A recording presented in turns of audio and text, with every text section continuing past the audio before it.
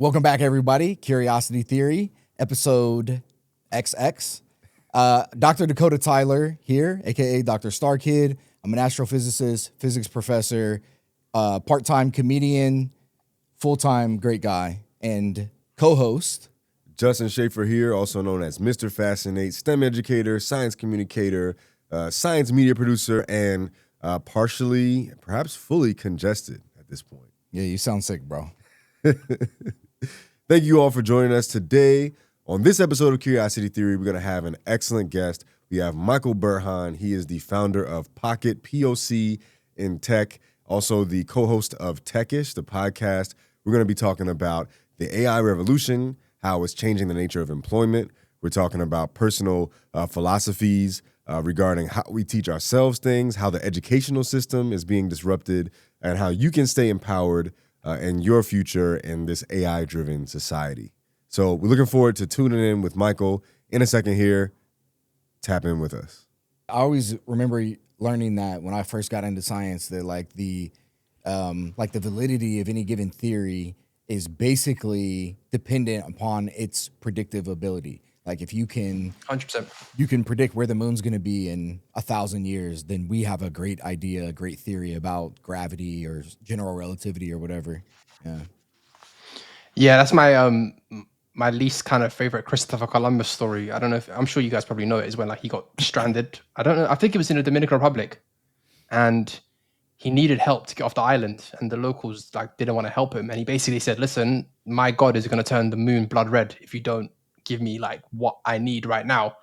And obviously he had the astrological chart, so he knew that that phenomenon was going to exist, and it happened. And then obviously straight away they were like, "Holy shit! Whatever you want."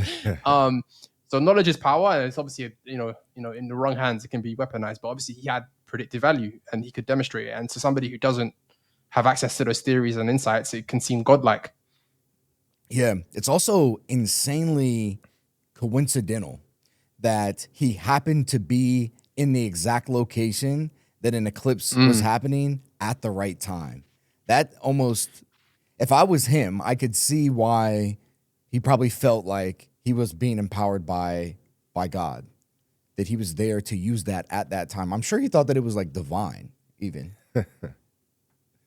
Yeah, I would love to have been in that room when they decided to use that. They were like, "They're not helping us. What do we do?" And then it's like, "Oh, what about this?" I got it wrong. I thought it was a red moon thing, but it was actually an eclipse. You're right. But yeah, fascinating historical anecdote there about why science is evil. I'm joking. I'm just joking, guys. Don't kill me. Yeah, how science can be weaponized against us. Yeah. And Michael, you kind of have an interesting experience, right? I was reading about your transition from kind of the business side of things to the technology side of things to now a lot of the work that you do focuses on both of those, right? You are working on empowering people in a particularly interesting time, right? People, your brand is called POC in Tech. That's what your company's called. And you're empowering people to get into technology careers in a time where people of color are not empowered to get into technology careers, or at least maybe a lot of them don't feel empowered. I think that's a really interesting, intersection in time for us to be having this conversation. I think Dakotah and I are passionate about a lot of the same things. And yeah, man, I'd love to kind of dive into this and kind of see, maybe just get a high level overview of the state of POC in tech, from your vantage point. For context, I run POC in Tech, and we've been around for almost 10 years. We're a career platform and a media platform for kind of Black and brown people in the tech industry. We've got a job board, and we do events, and we do media, a newsletter and a podcast too, right? So right now, the status quo is not ideal or great. Obviously on entrepreneurship side, the numbers of Black founders getting venture capital dollars has probably never been lower. In terms of people breaking into tech, in general, it's very, very difficult now. A lot of companies are not hiring. They're actually just laying off a bunch of people. We're kind of coming out of a period of overhiring to a certain extent, especially amongst big tech. And then as another additional factor, with the rise of kind of large language models, one, obviously the large companies are trying to be more efficient, so they're not hiring as less. But also at the same time, people who want to get into like coding, for example, if you're trying to get into like entry level coding, a lot of those roles have kind of been eradicated. Companies are more able to kind of work with mid-level and senior engineers and kind of be more efficient that way, as opposed to going in and getting somebody junior and training them up. So a lot of those kind of like entry level roles are slowly dissipating. Not to say there aren't still opportunities to get into tech and break into tech, but it might not be, as straightforward as it once was. A couple of years ago, people were doing coding boot camps for 12 weeks and then walking into a 6-figure job. Like, those days are long gone. I know a lot of the guys that used to run those kind of coding boot camps, and a lot of them have shut down because the demand is not there on the company side to hire. But it's still not all doom and gloom. Obviously, listen, if you're somebody who's aspiring to get into tech, like, there's still opportunities. It's just we're coming into a very difficult period on that entry level side, for sure. So I have 2 questions based on what you just said. The first one is the decrease in desire for the companies hiring the entry level positions. Is that just a byproduct of AI and how the entry level coding stuff goes is easy to do with, I don't know, agents or some sort of software like that? And then the other one was, what do you think is the reason that Black founders are funded so disproportionately low? Is it like there just aren't that many people that are throwing their hats in the ring? Or do you think that there is like some sort of active selection pressure or effect against founders of color, whatever, diversity, marginalized groups, etc.? Yeah, so the first question, I think it's a confluence of factors. So there was a famous chart that went viral recently where somebody put the job openings and then the launch of ChatGPT and said that, oh, look, I think it was November 2022, you can see job openings decrease and ChatGPT launched around then. But then somebody else put another chart which showed the increase in interest rates. So what has happened from my perspective is that most likely there was a lot of cheap money. There were a lot of startups that scaled up through cheap money, raising money from investors. So when money is cheap, people look for places to put their money in more risky assets so they can get a return on their investments. And startups ended up being the main beneficiary. So you had Uber, you had Airbnb, companies raising hundreds of millions. And when that has now gone away, startups have kind of really taken a hit. And which means there's more talent than there are roles anymore. And that means that like those entry level roles are probably not, there's not enough. There's less entry level roles because of that. Basically, there's less startups hiring, there's less companies hiring in general. So that's one reason. But then I do think AI is now another factor. Yeah. As a business owner myself, first things first, I'm looking to automate straight up. First things first, I'm thinking before we hire somebody, how do we, get a large language model or an agent to do this first? And then if that can't be done, then we hire. And that, I think, is a new thought process that a lot of business owners and companies are doing. And it's a whole new mental model. There was always automation. You could build software, whatever. I'm a software engineer by trade as well, but it's never been easier for everyone to have the ability to figure out how can I automate this first things first. So yeah, I would say it's a combination of the economics of the high increasing interest rates and just the softer economy, and then also large language models as a secondary reason. Now, the stuff about Black founders, this is a harder one because it's like, honestly, I'm not necessarily sure. I mean, the easier answer is like, listen, it's just racism, right? And I do think there is a factor. Venture capitalists have this thing called pattern matching, where they'll look at Mark Zuckerberg, for example, and look at his characteristics and say, okay, so if I want to get the next Facebook, what do I need to replicate in how they picked out Mark? Okay, so he went to a certain school, Harvard. He's a dropout. He breaks the rules. He's white, and he comes from an upper middle class background. That automatically now constricts who they're looking for, right? Straight away. Certain schools, certain degree that he took a computer science, he's a dropout. And that is industry wide, right? And also most venture capital dollars are also circulated in just a handful of cities. Mm-hmm. So if you're not in NY or SF, and if you're not making your face, and you're not getting your face around there, then it's like, that's also another factor that makes things harder. And then I think also Black founders, doing a venture scale startup is very, very risky. And like, I have a company, I didn't raise no money because I was like, I want this to be a profitable business that suits what I'm trying to do, my lifestyle. If I raise money, this either needs to be $1 billion startup or it goes bust. And I don't have that risk appetite.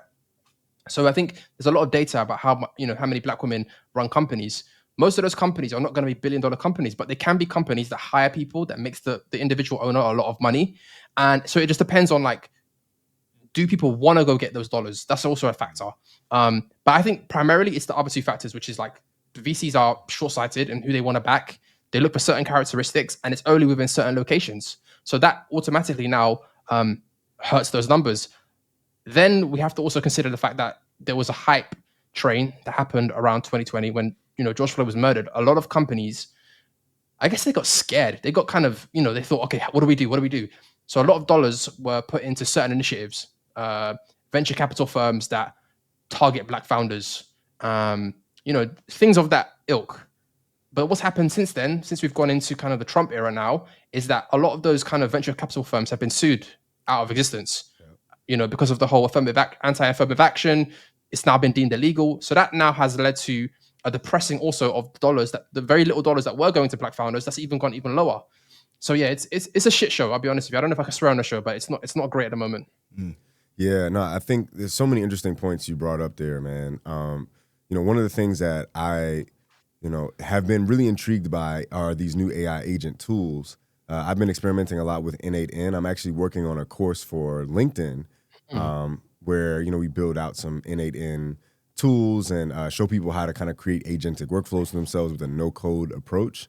And yeah, now that I know what's possible, my first instinct definitely is not trying to, I think the big thing for the past few years has been trying to find like dollar arbitrage with overseas talent that, can speak good English and be super competent.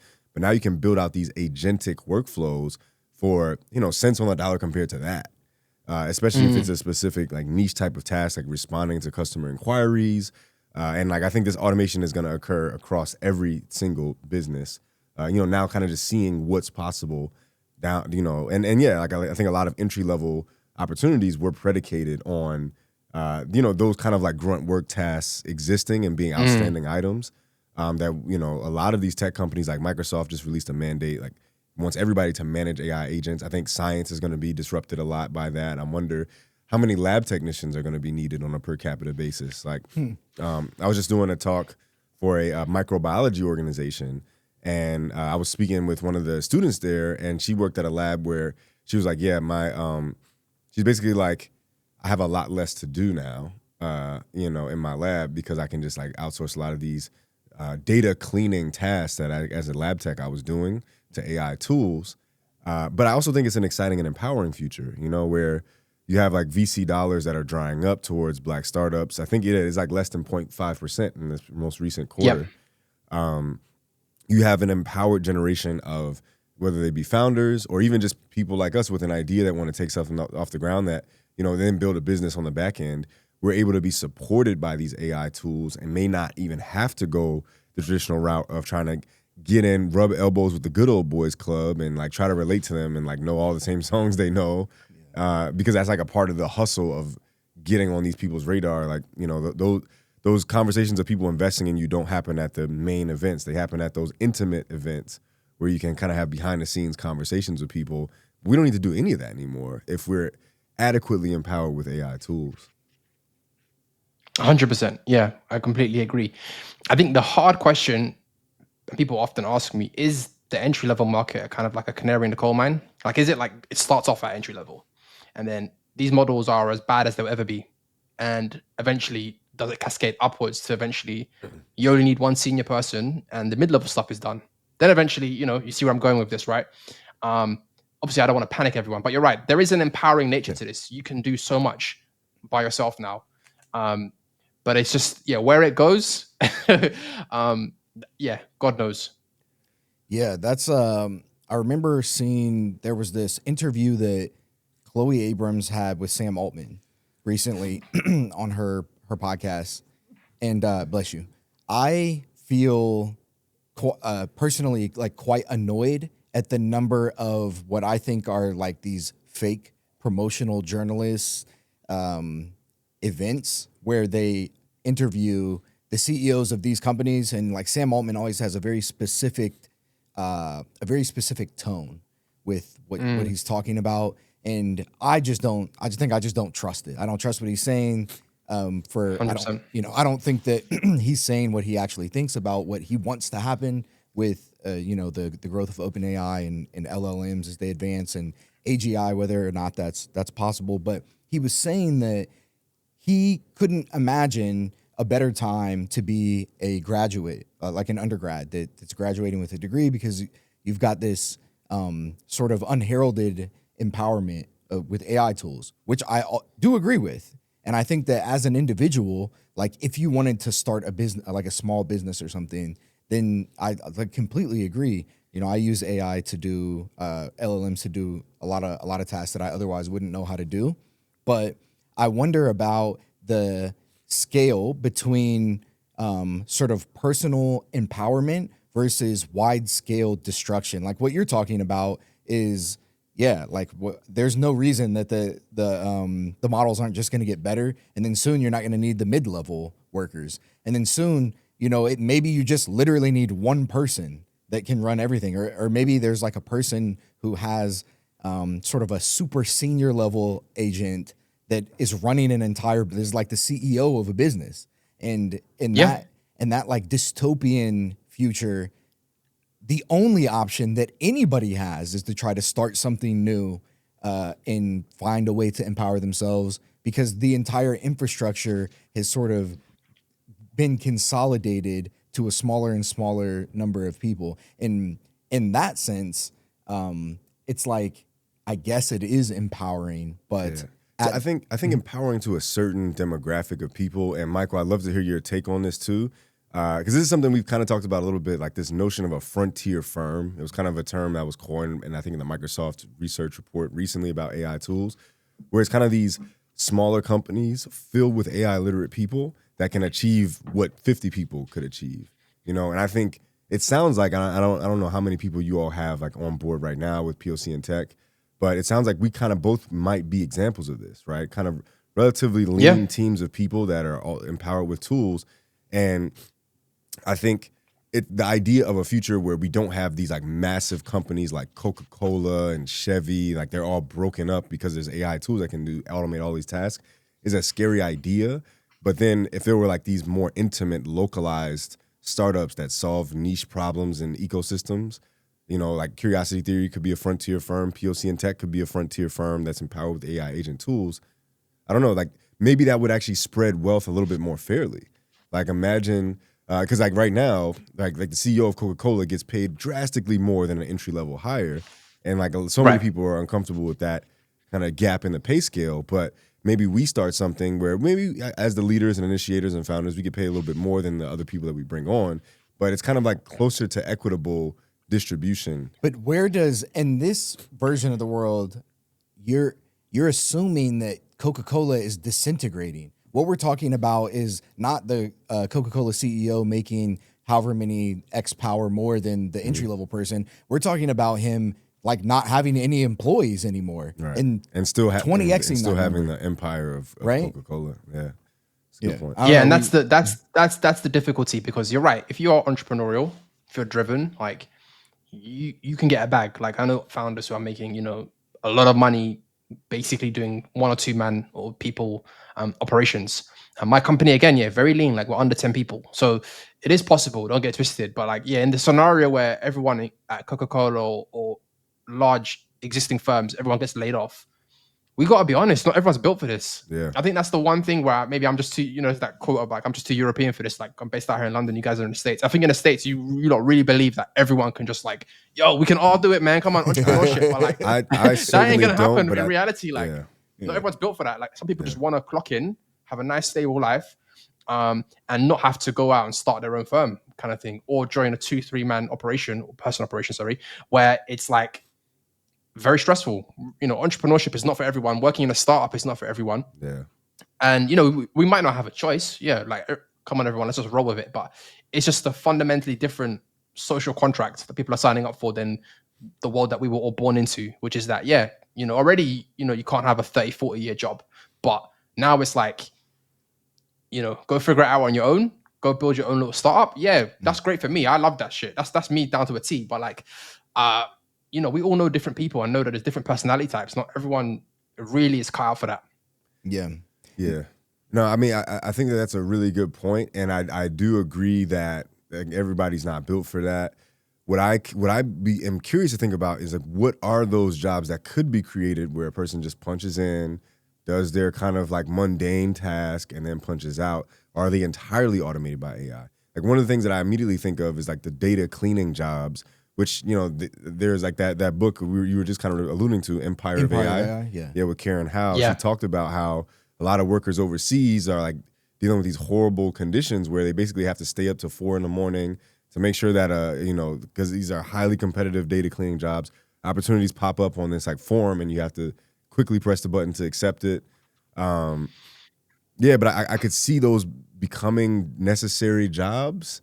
But yeah, I like the thought experiment of even imagining, are there any jobs that will be mundane that are less like risky and stressful, like the ones that we're taking on?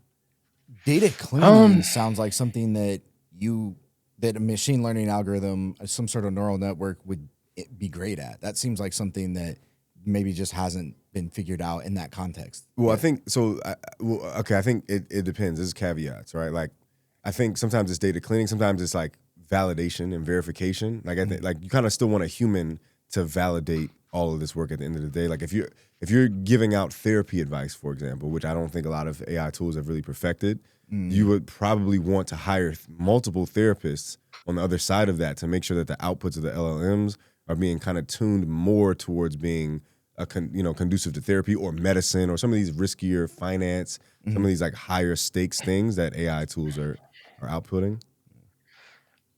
Yeah, in terms of like what roles are going to be safe and like what mid-level roles, ironically, it's not information knowledge work. It probably will be work The trades, when you're right? working with people, the trades or nurses, where you're, or, carers, like where you physically need to be there and where, human discernment and decision making is in person. Like that probably is where it's at now, at least probably in the near term, like the next kind of 5 to 7 years. But at the same time, that's also a terrible prediction for me because who the hell knows? Like 5 to 7 years is a world away. This thing is compounding so crazily, and robotics as well. So I don't know. But from my vantage points today, that is probably where the safety is.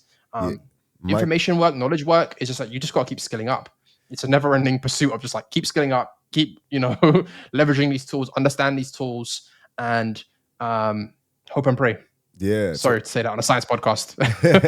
No. I think that it could be good advice for people in this time, for real, man. Right. I think Neo. So I was curious if you came across the Neo robot, which I don't think we've talked about on the podcast. I haven't. No, I don't know what that I is. haven't. So the Neo robot, they've been going viral for the past month or so. It's like a $20,000 robot. And somebody else controls it. Yeah. So Yes. I have seen this. Yeah. The at-home robot, basically. Okay, got you. Yeah. So it's 20, either a one-time payment of 20,000 USD or 500 a month, right?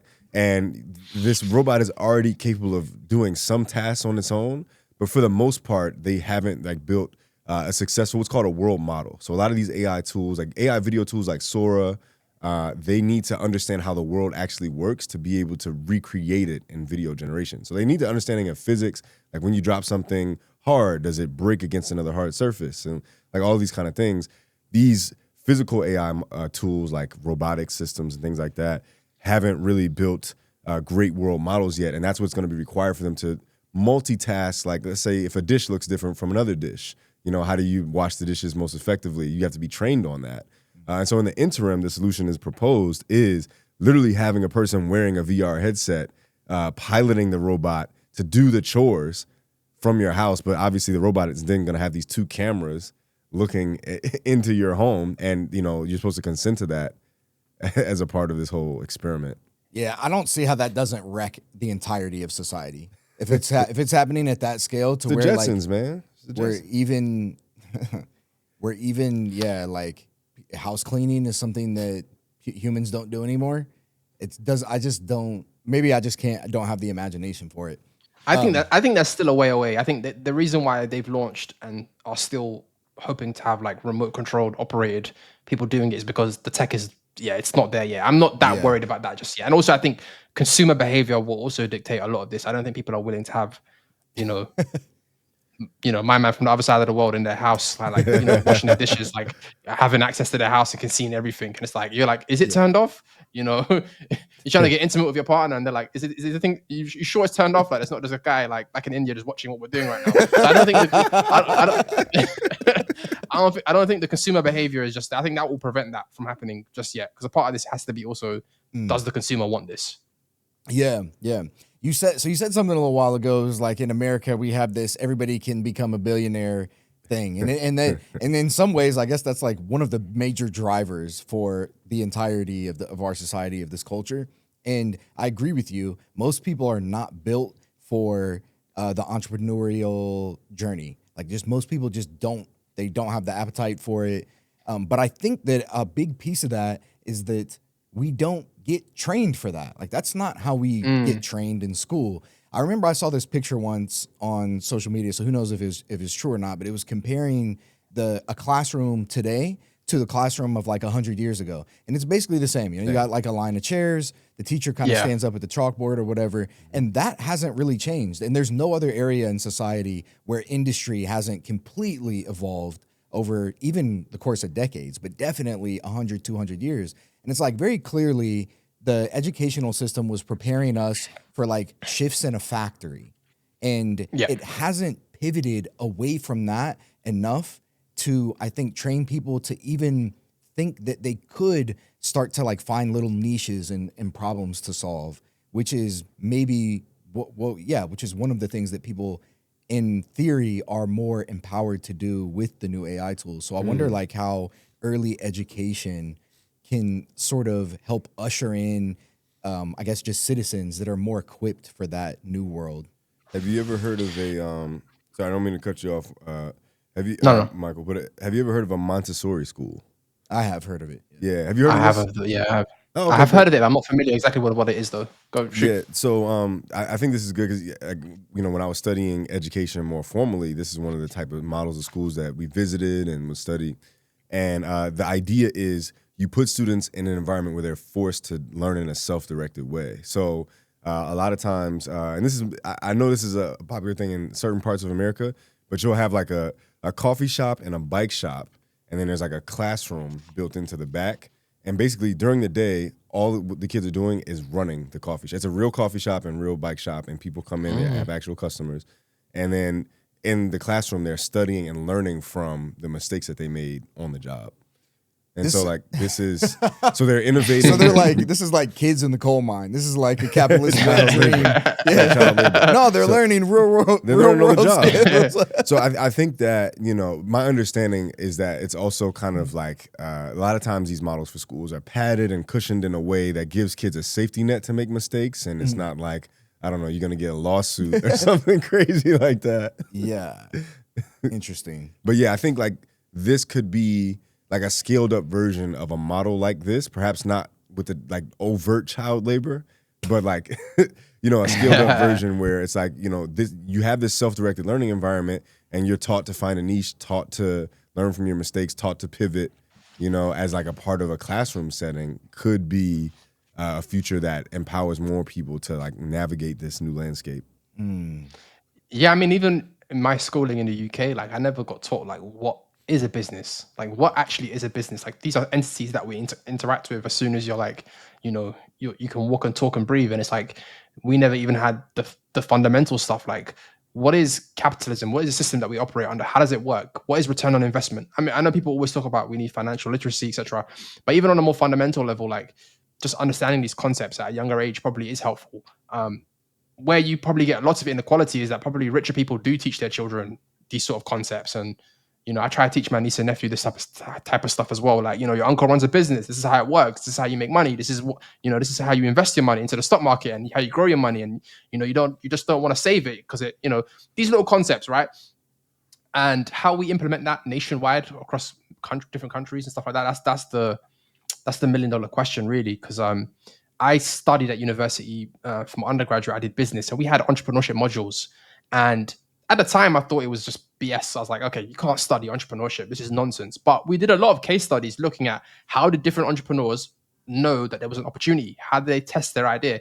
And somewhere deep in the recesses of my mind, in the future, when I was growing up and walking around town, I was like, okay, that's an opportunity because that's what that guy did, blah, blah, blah. So yeah, maybe that could be introduced at a younger age. Like, different case studies. Entrepreneurs have done this. This is how they spot an opportunity. There's an arbitrage here. This is what an arbitrage is, etc., etc. But yeah, I think that's something that we need to implement probably, because it's like everyone is going to need to be more entrepreneurial going ahead. Yeah, Michael, I think that one of the things that, and I like I said, I want to double down on 100% agreeing with you, and this like rah-rah American value of like a lot of people being deluded and like everyone's gonna make it, everyone's gonna be a billionaire. I don't think that's the case, but I do think we might underestimate how, when adequately empowered, people can just like work towards a goal and achieve it. One of the things that we're actually working on, some programming for university students, is like a Shark Tank style, like a space Shark Tank, where we help people build like deep tech startups, which, a lot of times founders of color are extremely underrepresented in deep tech startups specifically. Many reasons that that's the case. But it's actually a scaled up version, or like I'd say a more intensified version of a workshop I used to do for middle school kids. It's called STEM Shark Tank. And these are like, I don't know, these kids are like anywhere between 10 and 12 years old. And I'll have them in like 2 hours come together, create a pitch deck, pitch it in front of people, and and they would do it every time. So the ideas may not have all the substance and clarity that they need, but I think people can understand these concepts and get a head start on actually doing this kind of stuff. I just don't I don't have much faith that that's something that will be implemented at a large scale. I mean, our government is literally dissolving the Department of Education as we speak. Right. So, during the time when probably I would say we need the most strenuous guidelines and constraints for AI, and like a rapid implementation of something new for the education of young people coming up into this world, we're getting neither of those things. Well, I'm not trying to disagree with the overarching statement, but there is like a big federal AI education initiative that's happening. I don't know if that's happening in London as well, but yeah, I can fact check it myself with this. You guys are both educators and all have studied very recently. Like, I haven't been in college, uni for a very long time. So how has AI changed things? Because I'm pretty sure now that like it must be 90% of the essays and things being produced. I just pure slop. Well, not slop, but like I'm heavily influenced by large language models. It's slop. It's pretty sloppy. It's slop. So I teach. I graduated from UCLA. That's when I finished grad school earlier this year. And while I was there, thanks. And while I was there, I taught a couple different classes. And in one of the classes, it was actually a really cool class. It was called the Evolution of the Cosmos and Life. And we go throughout the course of the year, we go over how the universe started, evolved, and then how life on Earth started and evolved to like modern times. So a very, very cool class. And the students would have to write essays about different like foundational studies that were pivotal in this, like, when we know that humans migrated out of Africa, or when they first came to the Americas, or I don't know are y'all familiar with the Alex Jones clip where he's like, they're turning the frogs gay? That's classic. Yeah. Classic, that, right? Yeah. So the frogs, that wasn't wrong. They weren't. Yeah, that's a true story. True story. The pesticides literally were causing these amphibians to show signs of both sexes, right? So he was not like you got. It is different. It is different from being gay, technically, but yeah, it is different from being gay. They weren't turning the frogs gay. Anyway, so the students write these papers, and this was, I taught this for the past 3 years. So this was like kind of early GPT that like really sucked ass. And then I still don't think it's very good at writing a nice essay. And yeah, I started seeing these essays that all looked the exact same. The same points were being made, the same sort of like sentence structure, weird phrases that people don't use. Like, I don't know if you've heard of this, but you may call humans showing up to a new area as peopling. So like when the first people came to North America, you may say the peopling of North America. I've never heard a human say that before. I've never heard that in my life. I've never heard that. And I was getting all the essays were saying as the peopling, and I'm like, this was from ChatGPT. Nobody, these 18-year-old kids are not talking like that. Nobody knows that. So yeah, it's like very annoying. And I wonder, but like more than anything, it's like, what does the future look like when all the adults never understood what it meant to like logically go through and write an essay and do research? Because there has to be some price that is paid for you as an individual and your ability to critically think. And then overall, when you add all of it, when you sum all this up, you know, from every direction, what does society look like in that future? Yeah. I heard someone say, you know, it's time to stay healthy because, you know, your future doctor right now is cheating his way through like medical school. Wherever, like, yeah, hit the gym and eat them veggies. And it's like, you're going to have to be like, what year did you graduate? Oh, you're pre-2022. Okay, I want that doctor, not this 2024 doctor, because it's like, that might be the difference because the models weren't around. You know what I mean? And I think, I think the first year that ChatGPT came out, I'm almost certain that, you know, many professors and teachers were unaware of it and its full extent. So yeah, that would have been an interesting time to have been around, because I'm sure they were thinking, how is this D student produce something of such you know, immaculate quality, or at least like a B level, you know, essay. But what do we do? I think we have to go back to that whole, you know, the Socratic model. Tell me what you know. Let's talk about it. I don't think essays are going to be a viable platform anymore. It's going to have to be, I need to know, do you know this? Let's talk about it and let's have a verbal sparring and I will assess the extent of your knowledge. And isn't that what education was meant to be? Like, from my perspective, are you a knowledgeable person? Do you have the knowledge? Can you communicate the knowledge to me? Writing something down on a piece of paper, you know, for 20 hours away from at home. Okay, it was a good indicator, an imperfect one, but this might be what we're left with, just verbal communication. I know some students are not going to like that because not everyone is a communicator, but I mean, in life, you have to communicate. Yeah, so it's like, what do you want from me? That's exactly what I was actually going to bring up, Michael. Like, the Socratic method, I think, is excellent for the type of extroverted student that like wants to take initiative, maybe likes challenges, kind of wants to prove themselves in the class and, you know, rank themselves among other peers. Like, I think as a student, any classroom, like, I don't know if you've ever been a student in a like Socratic classroom. I feel like I did better in those usually, but I'm not sure I know what you mean by that. So by Socratic method, it's basically like I know what the Socratic method is, but I don't know what you mean by a student in a Socratic classroom. I'd say like basically where students or actually maybe we should say what the Socratic method is for anybody listening. So it's kind of this idea of kind of like calling out students in class, having them stand up, questioning them, and then like challenging them. Right, and I might be butchering the overarching summary of it a little bit, but I think some students that are like just have more communication abilities or maybe natural talent for it, or just a desire to be extroverted and social. It's like, okay, Dakotah, stand up and for 2 minutes answer these questions. Like, you might be able to talk on the spot about astronomy with, you know, perfect recall, but another kid who knows exactly as much as you has to deal with like nervousness, anxiety, all these other things that are clouding their ability to perform and demonstrate their knowledge, and so I think it's hard to scale a Socratic approach to education. I do agree with what you're saying, but I disagree that that's something that should be taken into consideration. Like, communication has to be considered a basic human skill, in my opinion. And it's like, you can't.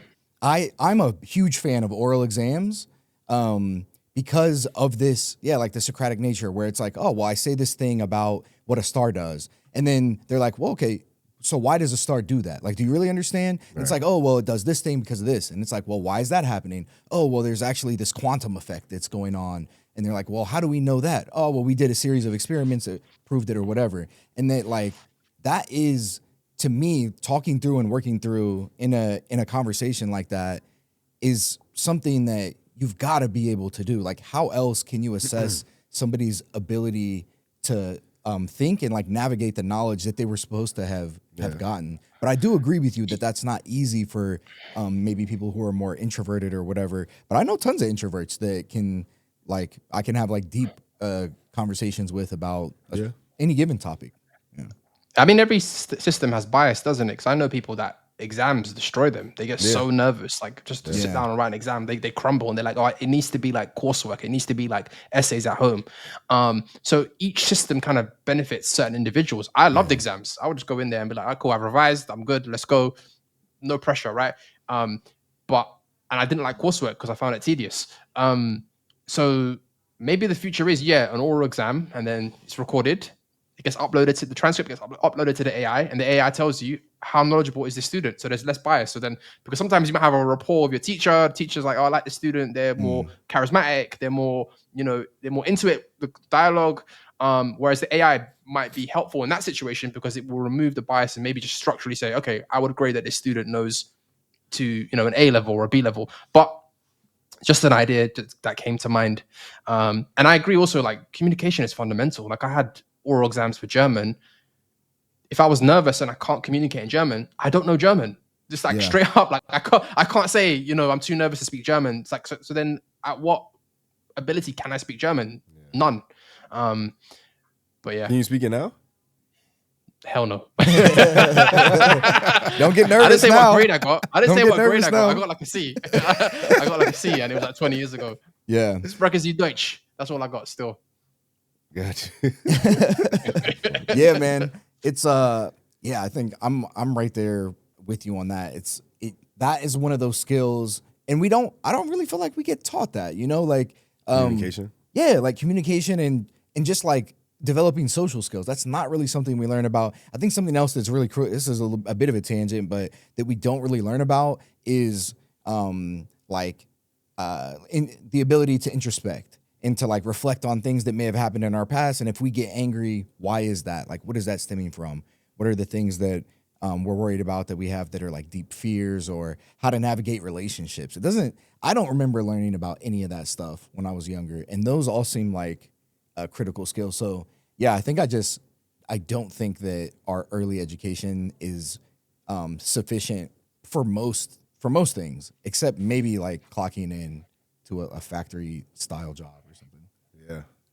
One last thing I'll say, I think this is definitely a skewed sample in terms of like being fans of oral exams, because you've got 3 podcasters here basically, obviously, and everybody should learn how we to love talk. talking. We love talking. So that's like, so I got to speak for the audience at home. That's like these 3 podcasters that love yapping. Like they're talking about how much they love to yap. Yeah, it's true. So I got to throw a pinch of salt in that and just say that. Yeah, because it is a certain personality type that likes the podcast. Because like we do like the sound of our own voice. I got to say that. Yeah.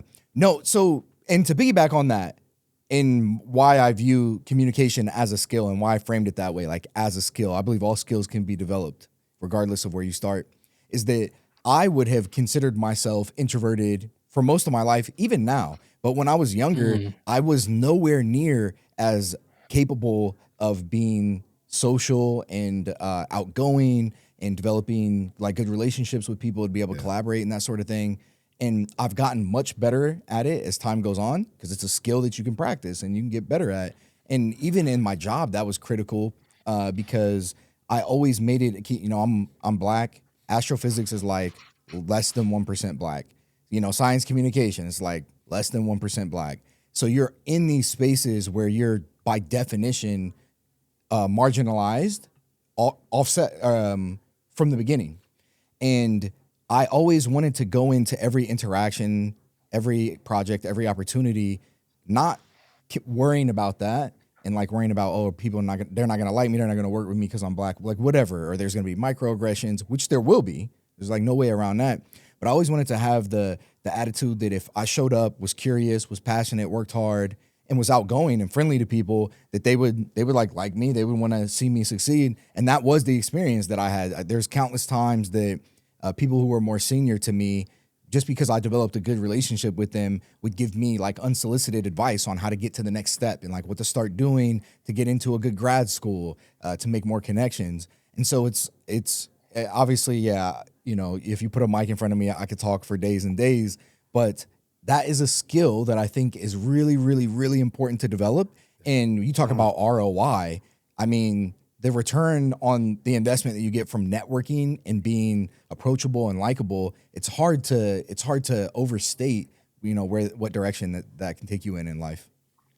100%. I mean, maybe I'll ask the two of you because you're both in the science world.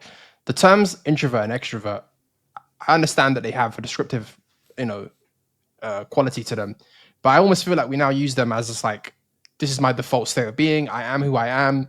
It doesn't sound like anything that can be changed or improved. And how scientifically valid is that as a concept? I'm not sure it is. I mean, you lot tell me if I'm wrong here, but I feel like it's now become just an offhand comment people make, and we have to be like, okay, that's you. Like for example, I've got brown eyes. That's it. I'm done. Yeah. So I want to fact check myself on this, but this is how I believe introversion and extroversion work. So I believe there have been some neuroscience findings that like the brains of introverted and extroverted people are different.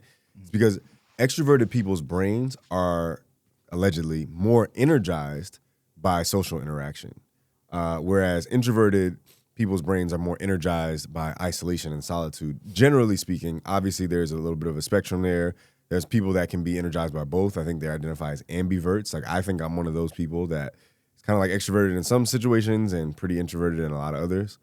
And so there is like some physiological difference in the brains of people based on my understanding, but also I know the brain is very plastic and moldable.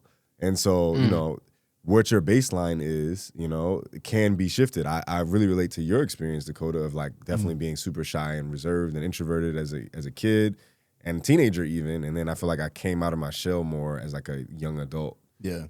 But yeah, I think it is something you can develop. Yeah. But you have something? I mean, I tried to look it up. Colloquially, it's how you described it. People are more energized by the interactions. I don't know how like genetic that is. It does make sense to me that there's a spectrum of people that are more and less social. It also makes sense to me that humans would not have survived had they not been hyper social. So I think that there are like skills that can absolutely be So here's developed. a quick search, and like I said, we didn't dive deep into this yet, but I think it's a great question, Michael. It says introvert and extrovert brains differ primarily in their sensitivity and response to certain neurotransmitters. So like dopamine, right? So they have like extroverts allegedly have more active dopamine systems, and they're more responsive to these like rewards and stimulation, right? Like we could have a conversation outside with people, and like it's like super addictive and rewarding to an extroverted brain, whereas an introverted brain might have a completely different response. And it's like, well, that was cool, but like, you know. Yeah, interesting. And your dopamine Fascinating. sensitivity also changes. This is why like people get addicted to stuff. But I would say to your question, Michael, I would say that I think the larger effect is probably something that you said, where it's this like we always want to bend things as humans to make it easy to understand. Like, oh, okay, there's two types of people. There's extroverts and there's introverts. Well, I'm one of these, so I'm not like that. I'm just like this. And if you get into that sort of thinking, then I think you kind of you like Limit yourself. you limit yourself. Yeah. You limit yourself because you're not realizing, oh, yeah, maybe naturally it is a little bit more difficult, or I do have social anxiety or whatever. But this is something that you can, through exposure over time, I think, mitigate. And I would encourage everybody to, at all times, see themselves not as anything limited, whether that's in your career, in your abilities to communicate, or in your social presence. I think that it's always something that is a scale that you can sort of slide around on if you practice it and take it seriously. Yeah, what about your experience though, Michael? I'm curious about your take on all this. Yeah, I think I struggle with it because all the things that you mentioned about people who are energized by being around people, like I've heard it before, and I guess I would be described as an ambivert because I love being around people and talking to them, but they do exhaust me. People do tire me out as well, and I do want to relax and recharge and be on my own. So that's why I think I always find it difficult when people kind of pigeonhole themselves, into one thing or the other. The other thing is I'm also aware like how people change over time. So I was somebody who didn't have a drop of anxiety in my body. Like I just didn't really get anxious. Then during COVID times, I started having like panic attacks out of the blue. I think it's the stress of work and whatever. And eventually going for a walk was like a challenge. Like my head would be spinning just going outside, and I would feel nauseous, and I just didn't recognize myself. And eventually I came out of it through like exposure therapy. Like, every day just do a little thing that terrifies you more and more and more. And then I came out of it and I'm back to myself again. And I often just wonder how much of stuff is like you are just not exposing yourself to the things that you claim, you just can't handle. And maybe that is something that's an insufferable thing to say to somebody who's going through something. I just found in my experience that like when I exposed myself to the things that were giving me anxiety or that I thought was too challenging for me, bit by bit, I kind of overcame it. Not to say that some people don't have the inherent privilege of not having those baseline negative default, not negative, but a baseline default of, okay, I find it more anxious to talk to somebody, for example. That's obviously, an impediment, where some people don't naturally have that at all. Yeah.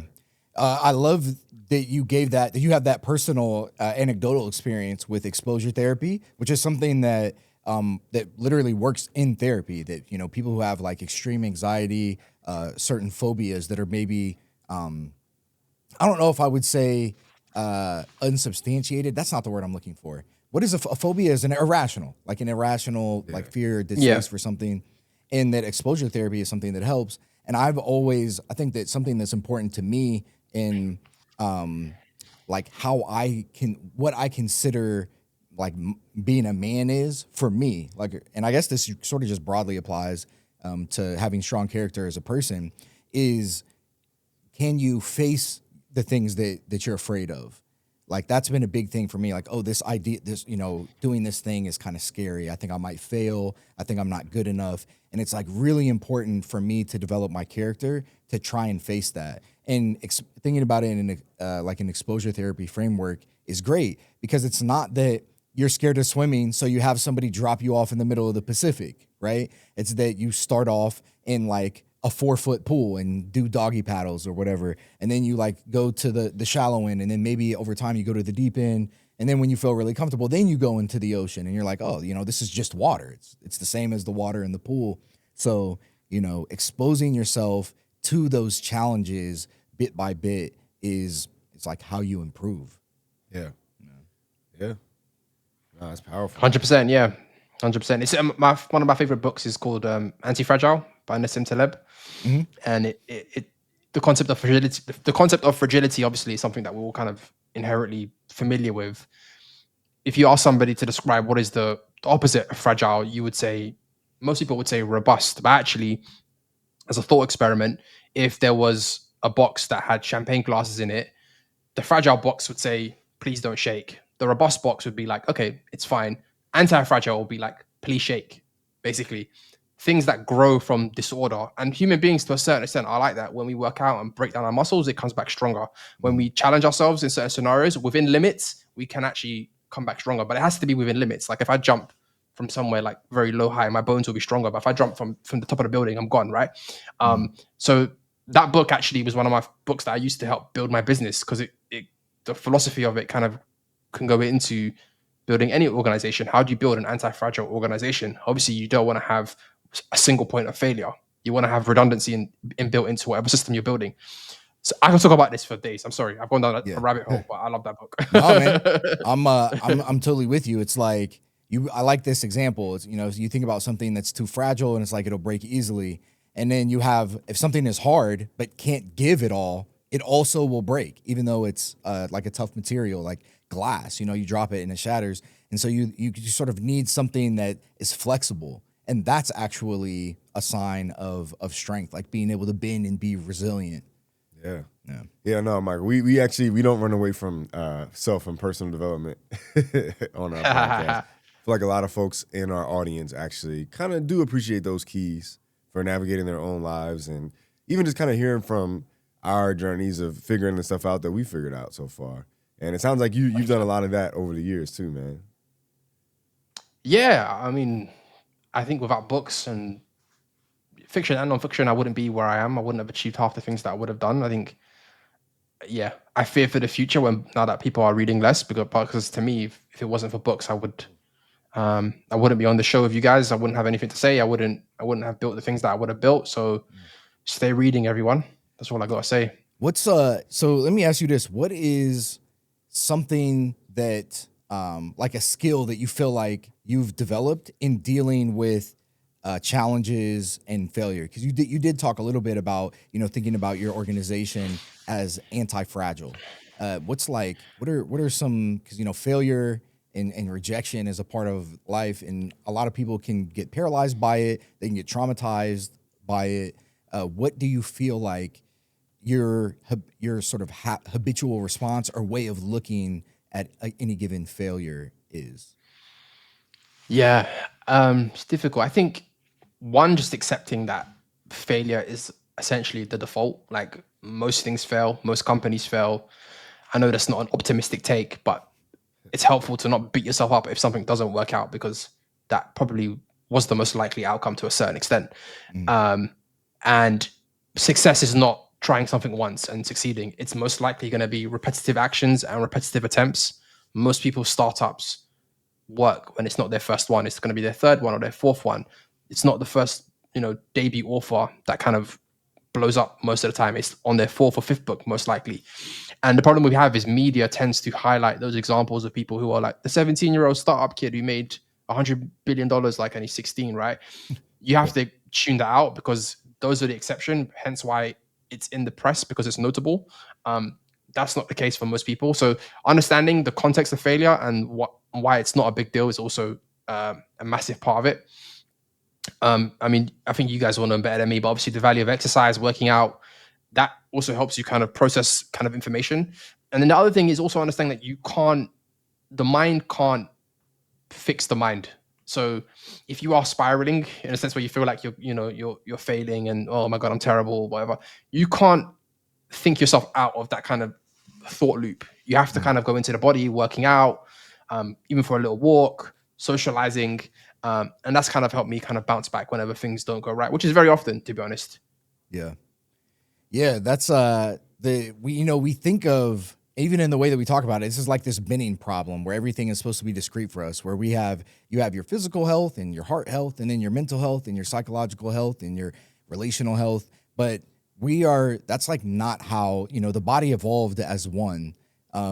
Your your brain is a physical thing inside of your body. Your mental health is your physical health, right? Like your thoughts can literally manifest like sickness and pain, and it's like this entire unit that sort of needs to be maintained, as one. And so and I think that's a way for me that I have come to understand why exercise is so not only important, but like so critical in me actually feeling good and having the right attitude and mentality. I guess that's probably something that we're all aligned on. Yeah. But it's not something that's obvious. Like, I know a lot of people who just don't exercise at all. Yeah, I think when I first started my business, I felt like I had a perception that, and I was probably like 22, 23, I had a perception that I just had to be like working 80% of the time, and that's how I was going to be successful. And like I felt you're young enough to not really experience like super adverse effects from that, but my mental health, I think, definitely declined as a result of just not having that holistic approach to mental health. Yeah, 100%. 100%. Yeah. So, Michael, I think we're getting close to wrapping things up here. One of the questions that we like to ask every guest is, what is one question that you wish you would have asked yourself sooner? Yeah, so you put me on the spot here. Flipping out. One question I would have liked to have asked myself take sooner. your time. Take your time with this one. I think it probably would be, if I could stand. It's hard to formulate this as a question, but I think if I could put this into a question somehow, it would be something along the lines of that success is basically looking in the mirror of your 18-year-old self, and if they would look upon you and see, are they proud of what you've done? That is the only barometer of success. So I don't know how I would formulate that as a question. I guess it would be something, would your 18-year-old self be proud of what you're doing right now? And I think that's the North Star, because that's before you let life corrupt you. And as you get older, life tends to have an innately corrupting effect. The bag, trying to attract mates, and those things are not what you started off as in your kind of more purer self. So whenever I've gone back to that question throughout my career and life, it is a good North Star, and be like, actually, do you know what? I don't want to just prioritize the bag at all costs. And I do want to pursue something that, is my passion, for example. Like right now, for example, I'm working on a novel. And when I tell people in the tech world, they look at me like I'm smoking crack, because they're like, what do you mean? Like, why are you not working on another startup? Why are you not investing in this, this latest angel round of this startup? And I'm like, I'm 37. I've made decent money. I have the ability now to not prioritize only money. Why would I not do that? Because when I was 18, that's kind of what I was into, stories and storytelling. And I kind of got into it through podcasting a little bit, right? Communicating this way. But, entrepreneurship was a vehicle for me to get freedom and to make impact, but it wasn't the destination that I wanted to arrive at the end of my life. Like, I didn't dream of being, creating return on capital, right? That wasn't what was me at 18. So that's a question that I find helpful. And I think for a lot of us, it would be illuminating. Yeah, that's pretty cool. And all three of us, I guess, are now working on. Books. Yeah, man. That's awesome. Can I ask what kind of novel is it you're writing? Yeah, it's about startups. It's about AI. It follows two young Black founders that they work on an AI startup and the kind of trials and tribulations that kind of happens to them in their experience. And I won't spoil the rest, but that's kind of it's kind of heading. Is it nonfiction or is it realistic fiction? It's a novel, so it's fiction, and it's going to be an interesting story. Hopefully, when I've finished it. Awesome. Yeah, sounds dope, man. Yeah, no, I can't wait to dive in and hear more, man. Yeah, when I finish it, I'll let you know. Don't worry, it's nowhere near finished, so it's all good. I'm just working on it now, but it's more just directionally where, as a person, I just felt like, if not now, when? Like, I'm not getting any younger. If I want to do this, let's do this. And the question of like, what did my younger self really want out of life was what kind of led me to say, okay, let me pursue projects that, are not just the default for the person on this track, which is like entrepreneurship, whatever, just because that's what's meant to be done, or that's what people expect of me right now. I think that's so fire because the speed at which AI is disrupting everything, it kind of makes, like, I don't know if you had this experience maybe not directly as a result of that specifically, but it kind of made me like step back and be like, okay, wait a minute. Like, what do I actually care about? Because rushing to scale a company and speed and doing everything super fast, it's like AI is probably going to be able to automate a lot of that stuff. So like now, what's actually deeply important to me? And I think like that question kind of started me on the path to the book that I'm working on. I think that's a cool opportunity that could be created for people, to kind of not get stuck in the rat race anymore, because maybe a lot of the rat race will be automated. Yeah. I mean, I'm a deep believer that that it's important that we like listen to our inner voice and don't get too led astray by all of the external noise. And that when that happens, you die on the inside, you become anxious, you become depressed, and you become like a person that your optimal self would be very sad to see. The problem is there's several voices, and sometimes it's social media that's talking to you. You think it's your inner voice, but it's just the FOMO, the clout. And I think that's why I always go back to my younger self and try to think of like, what would that person think? Yeah. And because that is more clarifying before the bullshit, basically. True, sometimes. but your younger self also, which certainly was wrong about things. And so like, how do you balance that? Like, how I used to feel and what I used to think with a new direction that I'm going in, and am I still aligned, or was I just a little bit wrong when I was younger? I don't know if you thought about that. Yeah, I hear what you're saying. That makes sense. Yeah, you're right. As a mental model, it might not stand complete scrutiny. You might be right, because if you were 18 and you were on some bullshit, then this might not be the right one for you listening at home. But more times than not, your younger self is probably just guilty of being naive, maybe, and not fully understanding how the world works, not fully understanding what's realistic and whatnot. But yeah, it's a helpful North Star, but obviously, listen, it's not Bible to stick by. But that naivete can be a superpower, because it can move all the notions of what's realistic out of the way. Mm-hmm. Yeah, there's like that like element of self-doubt maybe not there. Yeah. Well, all right, Michael, we appreciate you for having us on, or we appreciate having you on, rather. Thanks for having us on your show, bro. I took over the show. I appreciate you guys having me. It's been a great time. You want to let people know where they can follow you, where they can find you? Yes, so you can find me on all platforms, Instagram under Michael Berhane, Berhane. I have a podcast called Tech-ish. It's a tech and pop culture show that I co-host with my friend Abedesi, who's also a tech entrepreneur. And my main business, Pocket, POC IT. Give that a Google. You'll find us on socials as well. So yeah, appreciate you guys having me. I really had a great time. Awesome, bro.